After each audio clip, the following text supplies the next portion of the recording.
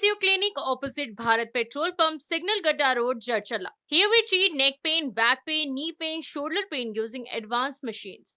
Paralysis patients and post-operative treatment are also done.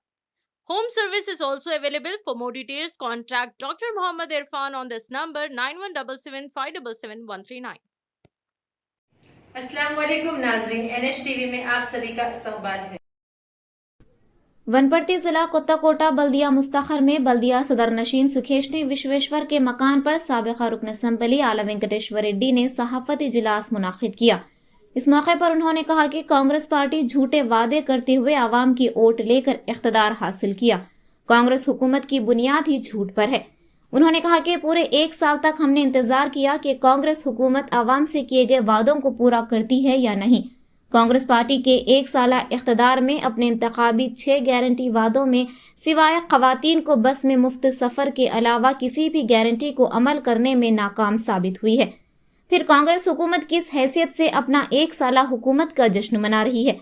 इस मौके पर अखिलती कायद मौलाना हाफिज ख्वाजा मैनुद्दीन ने साबिक रुकन असम्बली से मुलाकात करते हुए आयमा मौज़िनीन के मसाइल और इन्हें दिए जाने वाले एजाजिया पर गुफ्तगू किया और बताया कि टीआरएस हुकूमत में आयमा मौज़िनीन को हर 2 महीने में एजाजिया पाबंदी से बैंक खाते में जमा किया जाता था, लेकिन कांग्रेस के हुकूमत में पिछले 5 महीनों से एजाजिया जारी नहीं किया गया, जबकि कांग्रेस ने वादा किया था कि हुकूमत में आने के साथ आयमा मौज़िनीन को पाबंदी से महीना 10 से 12 हज़ार रुपये एजाजिया देंगे, जबकि 5,000 रुपये ही जारी नहीं किए जा रहे हैं।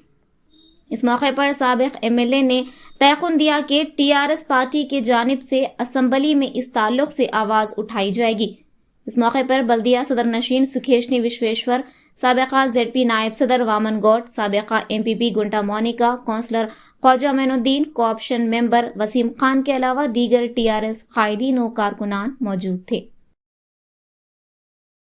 కంటే ఈ బోనస్ ఎన్నిసార్లు బోకస్ మాటలు మాట్లాడారు కాబట్టి ఆ బోకస్ లాగానే ఈ బోనస్ ఉంటుంది అనుకొని నమ్మకం లేక ఇలా రైతులకి అమ్ముకొని ఒక్కొక్క క్వింటల్ మీద దాదాపు 700-800 రూపాయలు ఇలా రైతులు నష్టపోయారు। 2300 చిల్లర ఏదైతే MSP దానికి ప్లస్ 500 ఇవ్వాల్సిన 2800 ఇవ్వాల్సిన పరిస్థితుల్లో ఇలా 201కి 200 2200కి ఇలా అమ్ముకునే పరిస్థితి అంటే ఎన్ని వేల రూపాయలు ఇలా రైతులు నష్టపోయారో ఇలా అర్థం చేసుకోవాలని ఈ సందర్భంగా కోరుతా ఉన్నాను। మా ముస్లింస్ ఇంతకుముందే వచ్చారు, ఇంతకుముందు కేసీఆర్ గవర్నమెంట్లో ప్రతి నెల మోసంలో కానీ అందరికీ డబ్బులు పడతా ఉంటాయి నెల నెల। ఇయ్యాలటికి 5 నెలలు అయింది, ఇయ్యాల వరకు దాన్ని ఊసలేదు, 1 నెల ఇవ్వకుండా ఇలా మా మైనార్టీలు అందరూ వచ్చి ఆడ బయట నిలబడ్డారు। అంతెందుకు ఇదే ఆశా వర్కర్లని రెచ్చగొట్టి పోయిన ఎలక్షన్ల ముందులా మేము వచ్చినప్పుడే 18,000 రూపాయలు చేస్తామని చెప్పి ఇవాళ నిన్న ఆశా వర్కర్లందరూ హైదరాబాద్లో ధర్నా చేస్తే ఇంత ఘోరంగా ఇవాళ కాంగ్రెస్ ప్రభుత్వం కానీ అక్కడున్న పోలీసు వాళ్ళు కానీ మహిళలను చూడకుండా ఎంత ఘోరంగా నిన్న ట్రీట్మెంట్ ఇచ్చిర్రో మనం అందరం టీవీలో చూసినాం। మీరు ఇచ్చిన మాటను జ్ఞాపకం చేస్తేనే తట్టుకోలేకపోతున్నారు। మేము కొత్తది ఏం అడుగుతలేం, కొత్తది ప్రజలు ఏం అడుగుతలేరు, రైతులు ఏం అడుగుతలేరు, నిరుద్యోగులు ఏం అడుగుతలేరు। మీరు ఏదైతే మాట ఇచ్చిర్రో ఆ మాటని ఇంప్లిమెంట్ చేయమని అడుగుతున్న దానికి కోపం వస్తుంది వాళ్ళకి। మేము చెప్పలే కదా, ఇలా సంవత్సరం కూడా టైం ఇయర్ అంటారు ఒక్కోసారి। అరే మేము చెప్పలే, మీరే అన్నారు డిసెంబర్ 9 అని, మీరే అన్నారు 100 రోజులని, మీరే అన్నారు ఆగస్టు 15 అని, మీరే అన్నారు మళ్ళీ ఇలా సంవత్సరానికి దాటిపోయి ఇలా ఆశా వర్కర్లు మీ 18,000 ఇస్తున్నారు కాబట్టి ఉట్లాడు ఓట్లు వేసారు। ఇలా గద్దెనెక్కిన తర్వాత ఇలా వాళ్ళని పక్కన పెట్టేసి ఏ ఒక్క వర్గం అన్నా ఇలా తెలంగాణలో ఈ జిల్లాలో పాలమూరు జిల్లాలో కానీ దేవరగారి నియోజకవర్గం కానీ ఏ ఒక్క వర్గం అన్నా సంతోషంగా ఉందా? మరి ఏ వర్గము సంతోషం లేనప్పుడు ఈ ప్రజా విజయోత్సవాలు ఎందుకు అంటున్నారు? ఏం సాధించిరు అని ఇలా సంబరాల పేరు మీద ఇన్ని 100 కోట్ల రూపాయలు వృధా చేస్తూ ఉన్నారు। అందుకే ఇప్పటికైనా కళ్ళు తెరిచి ప్రజల పక్షాన ఆలోచన చేసి ఏవైతే హామీలు ఇచ్చినో ఆ హామీలని ఎట్లా నెరవేర్చాలి। నాకు ఇప్పటికి దాదాపు 40-50 మంది స్టూడెంట్స్ ఫోన్ చేశారు, సార్ ఫీజు రియంబర్స్మెంట్ గట్టగా ఈ ప్రభుత్వం మా సర్టిఫికేట్ ఇస్తలేరు, సర్టిఫికేట్లు ఇవ్వకపోతే మేము డిగ్రీ అయిపోయింది, పీజీ చదవడానికి పోలేకపోతున్నాం, ఉద్యోగానికి పోలేకపోతున్నాం, ఇలా సర్టిఫికేట్లు కావాలంటే మళ్ళీ మా బ్యాలెన్స్ డబ్బులు కట్టమంటా ఉన్నారు। ప్రభుత్వం మీద నమ్మకం లేక యాజమాన్యం పిల్లల తల్లిదండ్రులను వేధించి కడితేనే ఇవాళ సర్టిఫికేట్ ఇస్తామంటా ఉన్నారు. మరి దేని కొరకు విజయోత్సవాలు? ఇంకా ఫీజు రియంబర్స్మెంట్ కూడా ఇవ్వడానికి చేతన అయితే లేదు.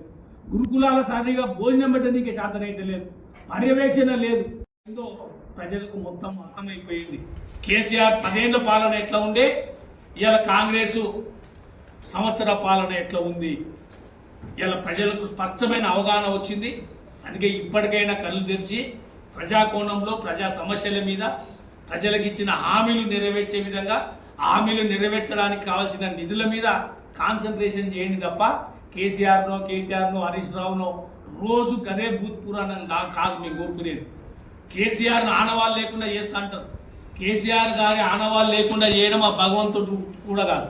ఎందుకంటే తెలంగాణ ఉన్నన్ని రోజులు కేసీఆర్ గారి పేరు ఉంటుంది. కేసీఆర్ ఉన్నందుకే తెలంగాణ ఉద్యమం ఉన్నది. కేసీఆర్ ఉన్నందుకే తెలంగాణ రాష్ట్రం వచ్చింది. కేసీఆర్ ఉన్నందుకే 10 ఏళ్ల కాలంలో దేశంలో నెంబర్ 1 స్థానానికి తెలంగాణ పోయింది. ఇవాళ మీ నిర్వాహకం మూలంగా నెంబర్ 1 స్థానంలో ఉన్న తెలంగాణ ఇవాళ ఏ స్థానానికి పడిపోయిందో ఇవాళ దేశంలో ఉన్న ప్రజలందరికీ అర్థమైపోయింది. అందుకే ఇప్పటికైనా ఇచ్చిన హామీల మీద దృష్టి పెట్టి ఇవాళ ఏదైతే మా గవర్నమెంట్లో మేము శాంక్షన్ చేయించినామో, దేవరగారి నియోజకవర్గానికి 100 పడకల ఆసుపత్రి శాంక్షన్ చేయించినాం. శాంక్షన్ కాదు, ఉత్త జీవో కాదు, టెండర్ కూడా అయిపోయి హరీష్ రావు గారి చేతుల మీద టెంకాయ కొట్టినాం. అదే రోజు కొత్తకోట పట్టణానికి 30 పడకల ఆసుపత్రికి టెంకాయ కొట్టినాం. ఇయ్యాలటి వరకు ఎందుకు స్టార్ట్ చేయడానికి శాతనైతే లేదని అడుగుతా ఉన్నాం. 1 year ఆగిన నేను ఇవాళ మేము కొట్టిన చెక్ డ్యామ్లకి ఎవరు ఇబ్బందులు కట్టుకుంటూ పోతున్నారు. మేము కట్టిన బ్రిడ్జిలకు శిలాపలకాలు పెట్టుకుంటూ పోతున్నారు. మేము శాంక్షన్ చేసిన రోడ్లకు టెంకాయలు కొడుతున్నారు. మరి 100 పడకల ఆసుపత్రి 30 పడకల ఆసుపత్రి ఎటుపోయింది? అందుకే నియోజకవర్గ ప్రజల అవసరాల మీద దృష్టి పెట్టాలి ఎమ్మెల్యే గారు అనే ఈ సందర్భంగా తెలియజేసుకుంటూ ఎమ్మెల్యే గారికి మరొకసారి విజ్ఞప్తి చేస్తా ఉన్నా. ఆ ఇంటిగ్రేటెడ్ స్కూల్ విషయంలో 1కి 2 సార్లు పిల్లల భవిష్యత్తు దృష్ట్యా కలెక్టర్ గారు ఎమ్మెల్యే గారు ఆలోచన చేసి నిర్ణయం తీసుకోవాల్సిందిగా కోరుకుంటూ ఈ ప్రభుత్వానికి ఏదైతే అలవిగాని హామీలు ఇచ్చిందో ఆ హామీలు అమలు అయ్యే వరకు ఈ నియోజకవర్గ ప్రజల తరఫున ఎప్పుడు కూడా మేము యాక్టివ్గానే ఉంటాం. మేము కానీ, మా కార్యకర్తలు కానీ, మా నాయకులు కానీ. ఎందుకంటే కేసీఆర్ గారు ఉన్నప్పుడేమో హామీలు ఇవ్వకుండా కూడా ఇంప్లిమెంట్ చేసిన చరిత్ర కేసీఆర్ గారు. మేనిఫెస్టోలో పెట్టకుండానే మేము రైతు భరోసా ఇచ్చిండు. మేనిఫెస్టోలో పెట్టకుండా కళ్యాణ లక్ష్మి ఇచ్చిండు. మేనిఫెస్టోలో పెట్టకుండా మిషన్ భగీరథ లాంటి కార్యక్రమాలు ఇచ్చాడు. ఇవాళ మీరు పెట్టిన కార్యక్రమాలనే విజయవంతంగా ముందరికి తీసుకెళ్ళలేకపోతున్న క్రమంలో ఇలా ప్రజల పక్షాన తప్పనిసరిగా అడుగున మిమ్మల్ని క్వశ్చన్ చేస్తూనే ఉంటాం, అడుగున ప్రశ్నిస్తూనే ఉంటాం. ప్రజల కోరికలు తీరే వరకు, ఏదైతే మీరు ఇచ్చిన హామీలు నెరవేరే వరకు ప్రజల పక్షాన ఉండి పోరాటం చేస్తామని తెలియజేసుకుంటూ పెద్ద ఎత్తున హాజరైన మీ అందరికీ మరొకసారి ధన్యవాదాలు తెలియజేసుకుంటూ జై తెలంగాణ. అది కూడా ఏంది, ఆ స్కూల్ ఏదైతే పెడతా ఉన్నారో అక్కడి నుంచి 3 కిలోమీటర్ల దూరంలో ఇథనాల్ ఫ్యాక్టరీ ఉంది. ఆ ఇథనాల్ ఫ్యాక్టరీ పక్కన 2-3 గ్రామాలకు సంబంధించిన గ్రామస్తులే ఇబ్బంది పడతా ఉన్నారు. సాయంత్రం 6-5 సార్లు విపరీతమైన స్మెల్ వస్తుంది. ఉండలేకపోతున్నారు. ఊర్లో ఉన్న జనాలే ఇళ్ళలో ఉండలేకపోతున్నారు. రేపు 2600 మంది పిల్లల భవిష్యత్తు ఇథనాల్ ఫ్యాక్టరీ దగ్గర పెడితే వాళ్ళ ఆరోగ్యం ఎట్లా? కలెక్టర్ గారు కూడా ఆలోచన చేయాలి కదా, అధికారులు ఆలోచన చేయాలి. ప్రజాప్రతినిధులు ఏడ పెట్టామంటే ఆడ కాదు కదా. రేపు కట్టిన తర్వాత 125 కోట్ల ధనం కట్టిన తర్వాత రేపు 2600 మంది పిల్లలు ఆడ రోజు ఉండాలి. ఒక ఆటో పోయే సౌకర్యం లేదు. ఈ నియోజకవర్గం నుంచి ఆ మూలకు పోవాలంటే ఎట్లా పోతారు? పోయినా ఇంకా ఫ్యాక్టరీ పక్కన పెడితే వాళ్ళ ఆరోగ్యం ఏం కావాలి? ఉన్న గ్రామస్తులే ఆ ఇథనాల్ ఫ్యాక్టరీ తీసేయాలంటున్నారు. ఇవాళ మనం 2500 మంది స్టూడెంట్కి సంబంధించిన ఇంటిగ్రేటెడ్ స్కూల్ తీసుకుపోయి గాడ కట్టడం ఇంతవరకు సమంజసమో కలెక్టర్ గారు ఆలోచన చేయాలి, ఎమ్మెల్యే గారు ఆలోచన చేయాలని నేను కోరుతాను. ఈ సందర్భంగా ముఖ్యమంత్రి గారికి ప్రభుత్వానికి చెప్పేది ఒకటి, సంవత్సర కాలం టైం ఇచ్చినాం. ఇవాళ నుంచి మళ్ళీ మీరు ఏదైతే హామీలు ఇచ్చిర్రో డిసెంబర్ 9కే ఓన్లీ మేము 2 లక్షల రుణమాఫీ చేస్తామన్నారు. ఇవాళకి 45% కంటే ఎవరికి రుణమాఫీ కాలే. రైతులను రెచ్చగొట్టిరు. కేసీఆర్ ఇస్తున్నది 10,000, నేను వస్తే 15,000 ఇస్తాను. ఇవాళ వరకు ఆ ఊసే లేదు. డిసెంబర్ 9 పోయింది. తర్వాత ఏంది, పార్లమెంట్ ఎలక్షన్లు వచ్చేసరికి అంతకుముందు మళ్ళీ 100 రోజులు అన్నారు. 100 రోజులన్నా టైం ఇవ్వాలి కదా అన్నారు. 100 రోజులు పోయింది. తర్వాత వచ్చి మళ్ళీ పార్లమెంట్ ఎన్నికల్లో ప్రతి దేవుని మీద మొక్కిరు. ఆగస్టు 15 అన్నారు. ఇలా ఆగస్టు 15 మళ్ళీ డిసెంబర్ 9 వచ్చింది. ఇంతకు నువ్వు పోయినసారి చెప్పిన డిసెంబర్ 9 23 డిసెంబర్ 9 లేకపోతే 29 డిసెంబర్ 9 నాకు అర్థమైతలేదు ఇప్పటికి కూడా. సామాన్య జనాలు అడుగుతా ఉన్నారు డిసెంబర్ 9 అన్నాడు సార్ డిసెంబర్ 9 ఇంతకు ఏ డిసెంబర్ 9 అని. మేమేమో మొన్న 23 డిసెంబర్ 9 అనుకో దెబ్బ ఓట్లేస్తే గెలిచి గట్టు మీద కూర్చున్నారు. ఇవాళ మాత్రం 23 డిసెంబర్ 24 డిసెంబర్ పోతుంది, రేపు మళ్ళీ 25 డిసెంబర్ వస్తుంది. ఎన్నిసార్లు మభ్య పెడతారు. మళ్ళీ గంత మభ్య పెట్టి మళ్ళీ విజయోత్సవాలు జరుపుకోవడం అంటే నిజంగా వాళ్ళ ధైర్యానికి మెచ్చుకోవాలి మనం. అంటే చెయ్యని పనిని కూడా చేసినాము అంటే అబద్ధాన్ని 10 సార్లు ప్రచారం చేయడంతో ప్రజలను మెప్పించవచ్చు అనుకుంటున్నారు. తప్పు అది. ప్రజలకు ఏవైతే మాటలు ఇచ్చినామో ఇలా సన్న ఓట్లకు 500 బోనస్ అన్నారు. అంతకుముందు మీరు ప్రచారం చేసింది మేనిఫెస్టోలో పెట్టింది ప్రతి పంటకు బోనస్ ఇస్తామన్నారు. దొడ్డు ఓట్లకు కానీ సన్న ఓట్లకు కానీ మాట మార్చి ఇప్పుడు ఏమంటారు మళ్ళా దొడ్డు ఓట్లకి ఇయ్యము సన్న ఓట్లకు అన్నారు.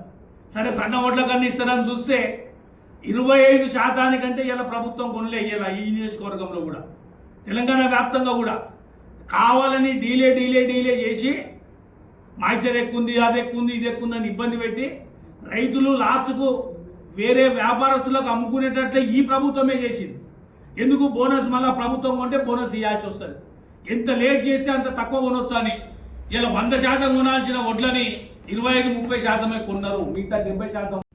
हमारे चैनल को लाइक कीजिए, शेयर कीजिए और सब्सक्राइब करना ना भूलिए।